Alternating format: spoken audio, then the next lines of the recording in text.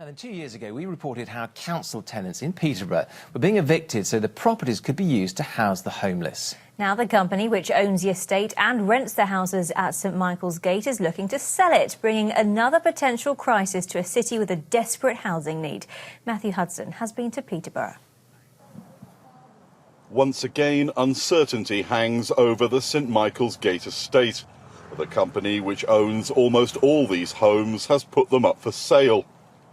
When contracts are renegotiated, that could have implications for the City Council, which rents them to provide temporary accommodation for homeless families. The city's newspaper has been following the story closely. Its editor believes a change in ownership could cost the council big time. Whoever owns these properties going forward will hold all the aces any future negotiations. I would imagine the council don't get a great deal of control in this. There are existing contracts at the moment, and those contracts will probably still exist. But going forward, it's owned by a private investor, and investors tend to want to make money. St Michael's Gate hit the headlines 2 years ago when 72 out of 74 tenants were evicted, so that homeless families could be moved in instead of being housed in expensive and inappropriate hotel accommodation. The houses are currently owned by Paul Simon Magic Homes and managed by agent Stephen Phillips. Neither wanted to comment today. But the City Council told ITV Anglia the council has reassured families currently living in St Michael's Gate that they will not be affected by any changes in the ownership of the property. They will not be made homeless. Jelena Stevic is one of only 2 householders here whose tenancy agreement prevented them being evicted in 2016. They're not addressing the issue that we do need more social houses. They have 74 properties here on the street, obviously 72 that they can use because of the 2 assured tenants, but they have that already here in place. This is yet another opportunity for them to buy, a second chance for them to buy the properties and then have them as an asset for the city. Experts say there's little sign of the current housing crisis easing.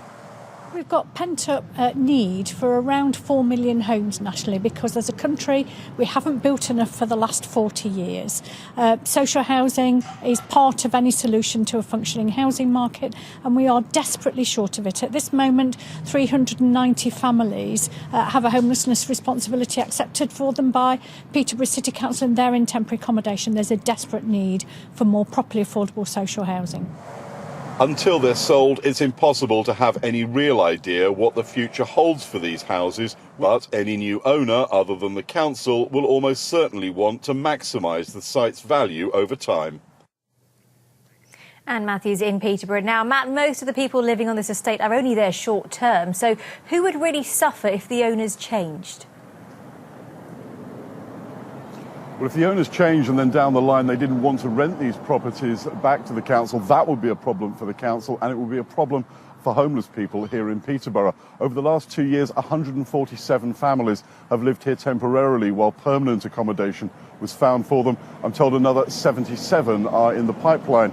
Now, before this estate was available to them, they might have found themselves living in somewhere like a travel lodge many miles from Peterborough, perhaps for many weeks, and that's not a situation that the council is going to want to go back to. Matthew, thank you.